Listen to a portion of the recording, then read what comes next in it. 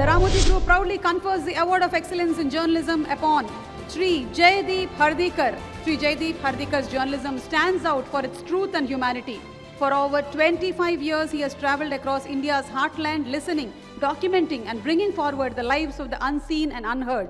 Through his distinctive storytelling, he has illuminated rural realities, given dignity to struggle and hope.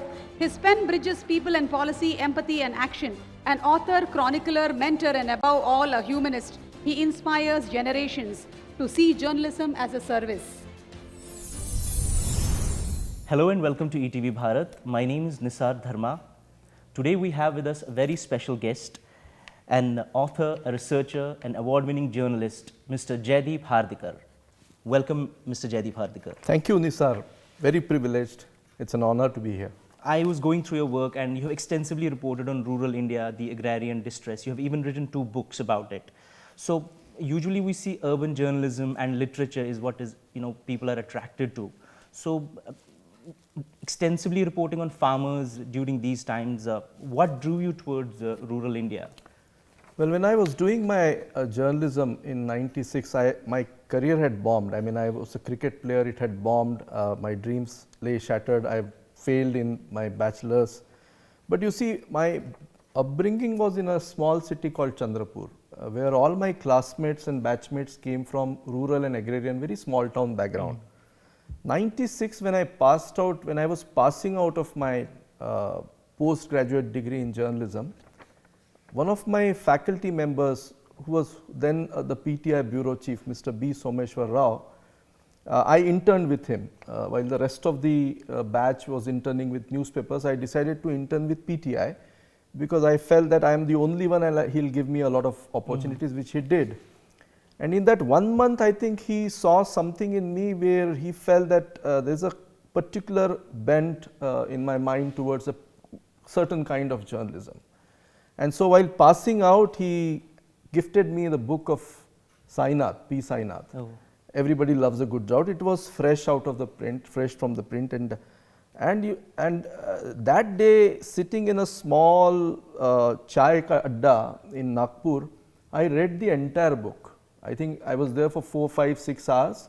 I did not move. I was just 20, and I thought this is something that I think is my calling. I didn't know. I mean, I did not have the tools, and then so that was my first really inspiration. And Rao told me that this is a journalism this is real journalism. This is something that you ought to be doing. And so I started following Sainath's work in the Hindu. But my first editor, late Mr. M.Y. Bodankar, who was also my first mentor and guru, he in my training period, he basically gave me a tool. He said, always remember, you have to answer this question, fundamental question: journalism for whom and journalism why and for whom you are becoming a journalist. So with this background and kind of my early schooling, etc., I think I felt that these are the stories that I should be doing. And I think 6 months down the line, when my editor started giving me early assignments, in the initial period, Isar, you are all running after bylines.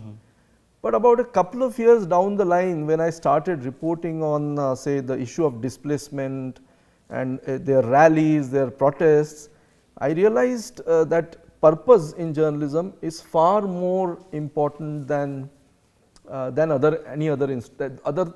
It's just an instrumentality. If you discover your purpose, I think the rest of the things fall in place. I had to work hard on my language because I studied in Marathi. That was my primary language. So English doesn't come naturally to me. It's an alien language. I would say it's an acquired language. So then reading, researching and catching up with issues, I think came. And then later on, it so happened that one fine day when Sainath was touring Nagpur for a talk, I somehow managed to catch up with him. And then things, then he took me under his wings. Basically, he was reporting from Andhra Pradesh around 96, 97 when the farm suicides basically started. And I was seeing the same thing in Vidarbha, which is a contiguous cotton region.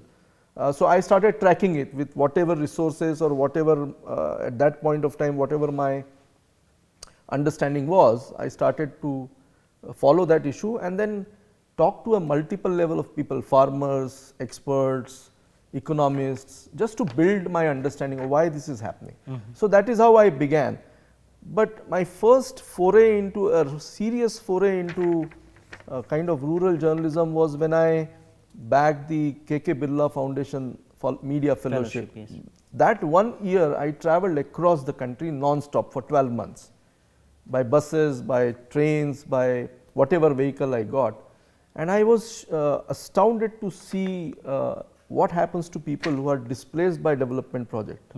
And if you remember, 1990s was a decade when the issue of displacement, rehabilitation was a very hotly discussed and debated subject. So here I was. So that started my journey, a serious foray into these subjects, and it was not some kind of a romanticism I was following. I still am not in that,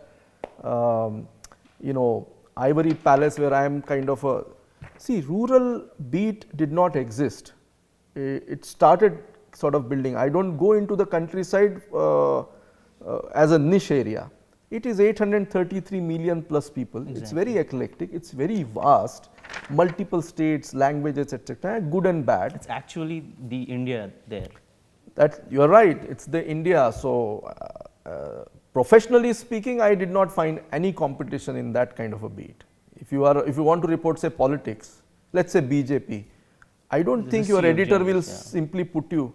But here was a beat no one was really interested in. So it kind of, although it was, I thought it is something that interests me passionately, but it was also, professionally speaking, nobody really contested that beat. For our viewers, we would like to inform that Jaideep is currently a core member and roving reporter with the People's Archive of Rural India. Jaideep, could you throw some light on what PARI or People's Archive of Rural India is, and what is your role there, and what is the work that it does? PARI is a very ebullient bunch of very young, passionate, committed reporters and editors, completely driven by crowdfunding. It's kind of an alternative media that Sainath envisioned. You see, most of us would crib about our editors. I've worked with 4 different newspapers. And believe me, despite their good intentions, these stories don't really occupy the prominence in the space in which the legacy media operate. And there are reasons for it. I don't deny that there is a reason, commercial reason, there is a whole advertisement driven revenue. Your readers are sitting in urban India, and you tend to believe that they are not interested in these stories. So this cribbing went on forever, and somewhere down the line when Sainath sir received his Magsaysay Award, I think at that point of time he had this idea that we should build something of an archive of the countryside about the dying vocations, professions, art forms, etc., etc. And that idea he evolved it into a kind of a digital platform which can be an archive of rural India, but also a living journal. And so from the early phase, from the period of ideation, say way back in 2008-9 to 2014 when PARI was launched, December 20th, 2014, I have been kind of very fortunate to be part of that journey, where we believe that tomorrow's media has to reclaim its preeminent work, not just to inform people, but also to educate. The education part is equally important. But now with digital platforms, you can actually archive things that may not really be say relevant, say 15, 20, 30 years from now. So it has also a role in archiving, right, and bringing education directly to the audiences, to the new audiences. So it's kind of a convergence journalism where we look at the countryside in its holistic sense, the good, the bad, the professions, the vocations, the dying art forms, the culture, even crime, farm crisis, castes, gender, everything. In fact, talking about that, one of your recent works, the story on Chandrapur and the human-animal Yeah. conflict there, Yeah, I see that it has, holistically seen or covered that issue. Yeah, look, one of the things I am interested in now, see, I'm 50, will be turning about 30 in journalism. Question is, how do we use limited resources? I am independent journalist. With People's Archive of Rural India, that's where my major journalism goes, but I also write columns and other stories from commissioned, editors who commission me. But look, the idea is to use the limited resources in optimal way. And one of the things that I am interested in, as well as the PARI's core focus, is how is climate change impacting our life? If we use climate change as an overarching framework for politics, ecology, economy, then the question arises is, how do you report climate change? So one of the things we decided to report it was to look at the ecological changes, which is, ecology is a physical constant. Climate is a very broad process, which is very difficult to capture in terms of events. So we decided to look at people, ecology and climate change. Now, ecological zones in India are multiple. There are forest zones, there are hills, there are mountains, there are oceans, grasslands, river belts. So I thought I'll start with forest.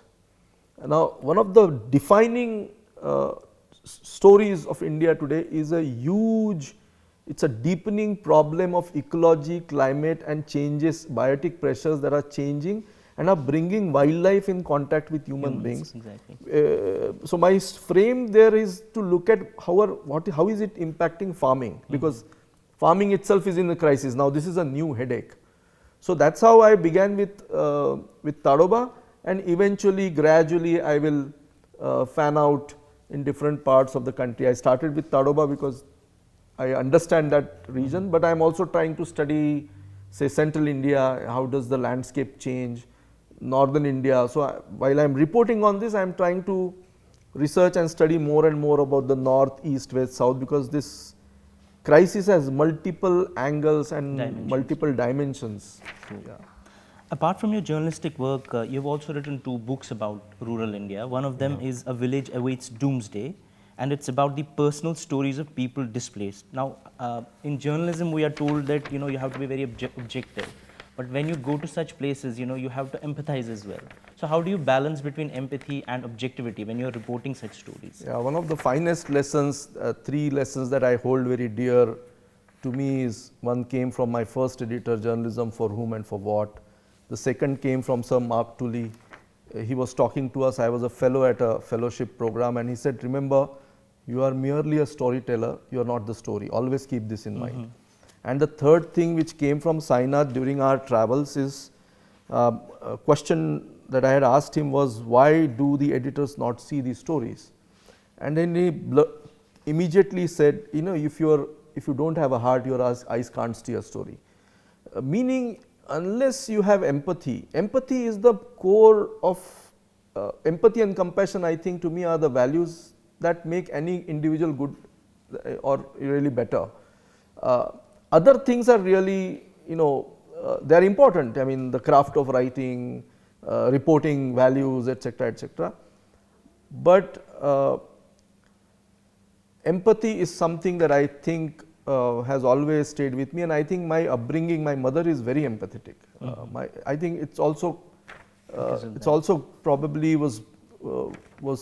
was raised by a very compassionate and empathetic woman, my mother. So I think all of that helps me. Right. I can empathize with people, but I also then try and zoom out sometimes to see what the story is, what is the, and I don't do stories if there is no, human interest or humans interest humans, that is the bottom line. So unless you really tell a story of a human suffering or a human achievement or a human excellence within the context of the bigger frameworks, empathetically, you can't really really be a good writer or a good reporter, I think empathy also opens up people, and journalistically the piece or the story that you're writing would be more stronger when they open up. Absolutely. They have confidence that they can share this information with you. Yeah. The thing is, let's say I'm interviewing a woman or you are interviewing a woman who has just lost her husband. How difficult it is for that person to speak, Express, exactly. unless you connect at the level of heart, unless she knows, she trusts you that I mean well, right? I mean well, I want to tell the story, something that happened with, say, Ram Rao, my next book. It took me 2 years to persuade Ram Rao and his daughter to permit me, to give me permission to write Yes, about their thing, because look, they are in a nondescript village in Vidarbha, saddled with multiple problems, economic problems, financial difficulties. He has just come out of a very serious attempt of ending his life, and here I am trying to convince them. It's the two different worlds. I have to then find a middle ground where I have to win their trust, but I have to also tell them, look, I am not doing this for myself. I am not wanting a name here or money. This story is important because the world needs to understand a daily life. Stories are important. Let's say if you are a development junkie, unless you understand the other side of development, how are you going to come to a middle ground where you say, okay, I don't want this development if it is trampling millions of people. I might take that value position. Right. But if I'm not telling that story, it's all hunky dory. It's that beautiful India. Society is not always just beautiful. It has also got grey shades and dark shades. We got to tell those stories as well. Sir, as reporters, we know that we have to approach a story a certain way, but you have also been a writer. You have written books. I'm trying to be a writer. So how different is the storytelling, between a book and writing a news report, for instance, or even, a long form piece? How different is writing a book? I think a book or a long form story doesn't need merely the 5 W's and 4 W's and 1 H. A narrative writing or a book which I am really fascinated by, and I am really trying to learn that craft more and more, and I think that is my attempt going further, is to tell a story through scenes and sequences. And in non-fiction, it means a lot of careful observation. You can't really deviate from, you cannot fictionalize things. Exactly. You have to write what is unfolding, which means that you have to try and understand the trajectory and be with the story for a very long duration. So here character does something. It's a typical story of a film. There's a character, something happens to that character, there's a complication, and something happens. Either it is a complete resolution, denouement, or like in Ram Rao, I had no conclusion because it's not a fiction. So one day I asked him, do you think you will be able to repay your loans ever? His answer became the end, where he said that, look, old loans will go away, new will come back. Probably I will die in the loans. Now the thing is, it's an inconclusive conclusion, but there is still some answer to that. So in non-fiction, where you use these skills and use the craft of screenplay or a typical literary storytelling to amplify a particular journey or a particular story that is unfolding before you. So in that sense, it is vastly different. Therefore, not every journalistic piece can be a story. It needs any good non-fiction long form thing needs a narrative. It needs all those characters and it needs a journey. So you have to choose, okay, this is what has an actionable thing, because narratives are usually about action or non-action, something happens. So I think in that sense it differs from a typical 1000-word piece. I was bored of that. I mean, this is what he said, she said, and I thought I need to go beyond this, and it's a new genre of slow journalism. If you're not following, follow a superb journalist called Paul Salopek. He's an American journalist, right now tracing the journey of the early humans. Its project is called Out of Eden. Totally flabbergasted by his style of journalism, which he calls slow journalism. Sainath uses a word explanatory form of journalism or we investigate human life, which means that you have to slow down, understand the context and go beyond news and explain what really this means. That is where I think the future of digital journalism lies. Exactly. Regional journalism, I understand it's not as strong as it should be in India. How it covers, we mostly have a person from a distant corner covering, an urban life or an incident at some other place. But however much it is happening, the regional journalism, do you think it has some role or it is shaping conversations around national policy or especially policies which are related to rural life? If you look at Indian media, it is pretty much the national media today is basically the media that is in the 4 metropolitan cities and 2 other wannabe metros. But India is such a vast country, from J&K down south up to Kanyakumari and from east, northeast to say western coast. I can count at least 30-40 major regions that don't feature in any day's story. We've just had Bihar elections. We know of the regions and the political turnouts and the final tally, but do we read stories from Seemanchal? We don't. Do we read stories from northern Karnataka or Hyderabad, Karnataka? We don't. Do we read stories from Marathwada regularly? We don't. Do we read stories from Rayalaseema? We don't. Are there reporters? Yes, there are reporters, but those are beat reporters or the. So I think regional journalism or regions and reporting of the regions is national media, has to be a national media. Something that at PARI within our limited resources, we are pretty much national. We report on probably every single agroecological zone in the country. We have some 128. If we look at subcategories, total 128, 150 agroecological zone, we try to report from every zone. So in that sense, I am a regional, I don't count myself as a metro reporter. By choice, I stayed in Nagpur because I am closer to the stories. If you draw 400 kilometers of periphery around me, like circumference around me, I can reach Odisha, Madhya Pradesh, Chhattisgarh, I can reach up to Gujarat, Telangana. So all this region is highly underreported. It's a territory full of tribal life, full of climate issues, forest issues, agrarian distress. It's very, very diverse. So I am not a subaltern voice. I come from a very privileged background from the caste and perspective.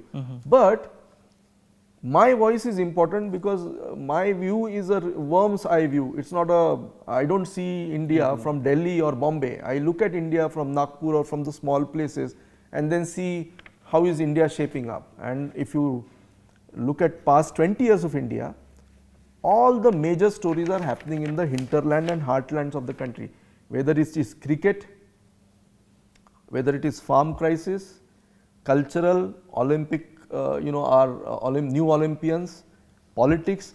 Every single major story of the country is happening in hinterland and heartlands, and we are not there. I thought it's a great advantage that I am in a small town. I can navigate, I can reach a story faster, I can be in touch with people. And in that sense, I think we now need a media where we have impeccably trained local people who can tell local stories in a global context, not even national, in a global context. But I think our mainstream media is yet to acknowledge that and yet to come to terms with that. Understand. So can you share an incident or an experience of yours, probably from the previous years, which profoundly impacted your perspective on rural distress? And then there are countless things. I mean, one incident that stays with you.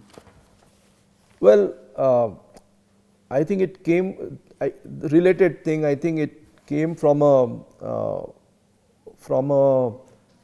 woman, young girl, actually 23, 24, with 2 children, really young kids, just a 6-month-old baby and a 3-year-old daughter in my region.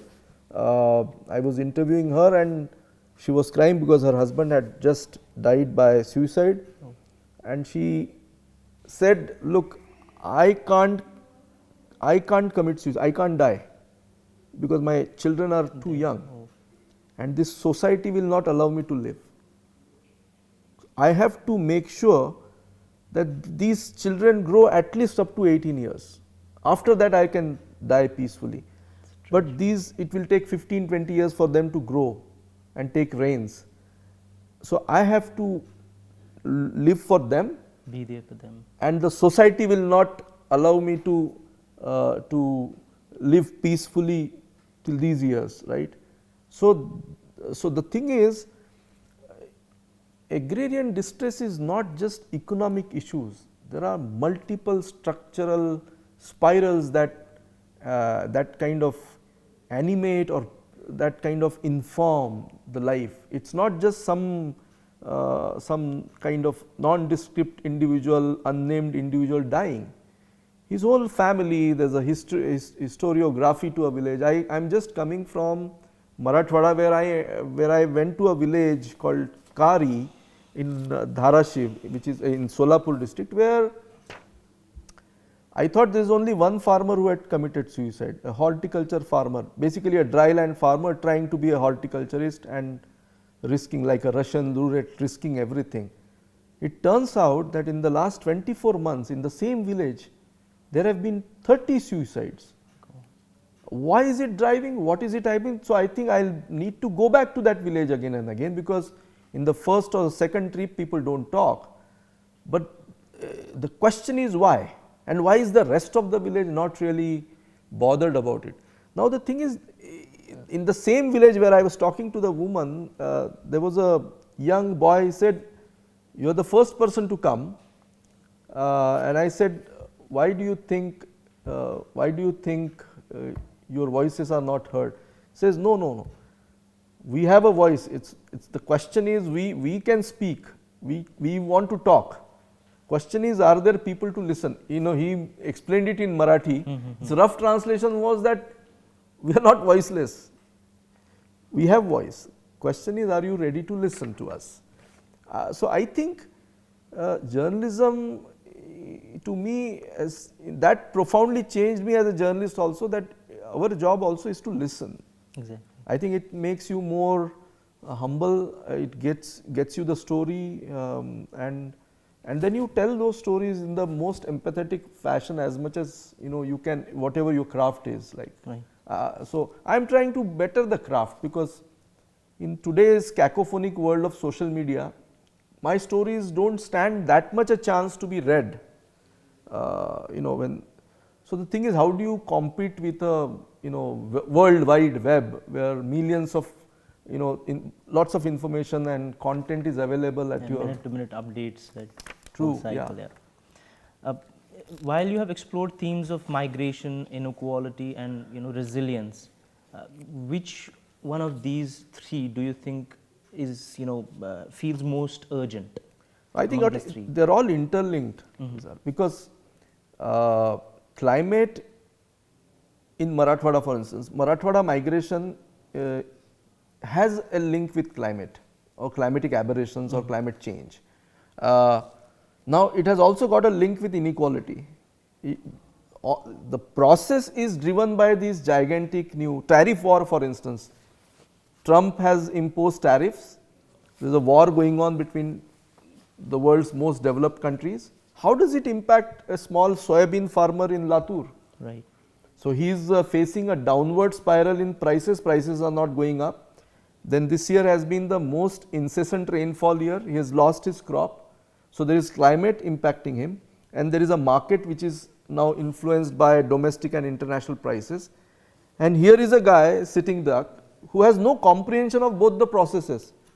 So we got to somehow explain it to both the policy makers and those who are kind of suffering the malaise of the distress.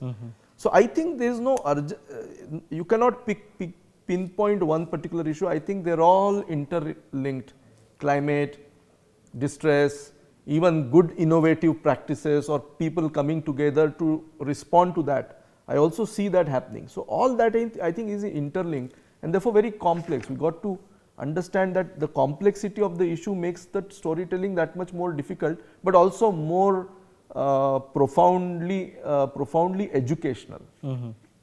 Right. Talking of innovation, there's an AI boom these days, and there are AI-driven agricultural practices like modified seeds, genetically modified seeds. What's your viewpoint on it? See, I'll quote Professor M.S. Swaminathan, the preeminent scientist of India, who says that technology is class agnostic. It has its implications. The question is, do we use appropriate technology? I believe that AI or a new technology cannot be an answer. It's not a one fit all solutions or a one pill that can resolve all the issues.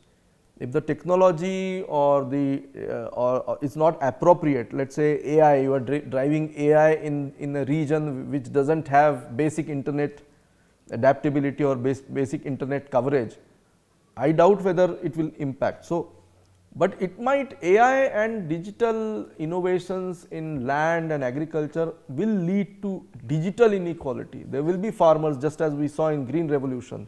You had a set of farmers who were benefited by Green Revolution before they began to erode, their soils began to erode. But there was also a vast amount of lands which remained rain-fed and could not really economically flourish in that period of 70s and 80s. But same thing might happen in the countryside today, where digital connectivity might lead to better information system or supply chains rather than those areas and those people who have no education in that thing. So, I can see that digital divide will be a new factor in the next 2-3 years itself. It already is, but it's going to accentuate, it's going to sort of accelerate that division, that divide.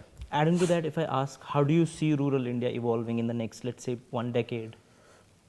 If the business as usual, it continues, I'm seeing massive out-migration from many regions. I don't see people, particularly young people, wanting to stick to the countryside. So, there will be regions which will be draining. I don't see, unless rural India does well ecologically, economically, I don't see India prospering to a level. I think it will be a very skewed growth, as it already is. If the average annual income of a farmer is, say, some 20,000-30,000 rupees, I can't foresee a country which will be a developed country in the next 50 years. So, we have to start thinking about collectively of what all is needed. We need a one generational change, because every time you go into a village, you don't see young people. There is a social malaise now. All this crisis 30 years down the line, it's been 30 years that we have seen the countryside in stagflation, particularly in the rain-fed and smallholder farmer agriculture. Now their children are not able to marry. Young boys, I see this into a major social crisis in 5 years' time. Young men unable to find brides for themselves, even from the landed upper caste backgrounds in the countryside. There are hundreds and hundreds of people who are unmarried at 35, 36. In the countryside, usually the marriage age is 23, 24, 27 for boys. It's not happening. It's snowballing into a social problem now. And we need more reporters, we need careful policy, no sudden shocks in terms of what kind of policy the government suddenly changes. I can think of demonetization, it wrecked the countryside, or Trump's tariffs wrecking the countryside. We need long-term policy stability and states' involvement beyond the doles, 1500 rupees de diya, 2000 rupees de diya. It's easier it gets you political capital, but it ruins the long-term reconstruction of the countryside. That is what I think. Right. So, being a seasoned journalist who has covered rural India, what advice would you give to young journalists who want to enter this, rural reporting? See, rural reporting is a laborious but highly educational thing. I welcome students. These days I go and teach at a private university. I teach a course leveraging from my field work, and I tell them you have to have your field. unless a journalist sticks to his field, how will you grow as a reporter or a citizen, or how would you educate yourself? Even if you are reporting, say, crime, get the human stories beyond those criminal things. So for the rural reporters, I think this may come more naturally to people who are in smaller towns or in the smaller district areas. Right. I think they can look at rural, reporting the rural as a serious beat, because here you can report economy, politics, culture, process, art, many things can be reported in the countryside. You just have to pick your choice, your area of interest, and then explore. I think there will be less competition. Right, sir. So as we conclude this conversation, what does the Ramoji Award of Excellence mean to you? So this award actually comes at a time when I have been thinking of repurposing my journalism. In terms of like, okay, I have done this. Maybe if I am fit and I want to be reporting, what are the priority areas that I should be focusing on? So there has been a lot of thinking going on, but a lot of lack of motivation or lack of, I don't know what should I have been pretty low. So this comes out of the blue, and I have no words to express my sort of deep gratitude to the jury, to the group. It means a lot, and I think it's sort of it has come at a time when it's kind of it is stamped that okay, whatever I have been doing, somebody is tracking. It doesn't really. So that motivation or that boost or that moral support will go a very long way. So I am deeply indebted to the Ramoji Group, and I would like to also mention that it is in the legacy of a person who created regional journalism. Exactly. That makes me all the more happy, because my argument has been, Delhi is not India. India is slightly bigger than Lutyens, right? There are variations in regional journalism. That is what makes journalism thrive. Language journalism has to thrive. English has to thrive, and it comes in the memory of late Shri Ramoji Rao, who I think probably among the pioneers of regional journalism, that to regional television journalism, also print. That makes me very happy. So that's it. I think this award it's going to stay with me for a very long time. Congratulations. And I'm very proud of it. Yeah, congratulations. We are also proud of having you here. Thank you for Thank you. speaking to us. Thanks. Thank you, Jaideep. Thank you very much. Very honored to be here.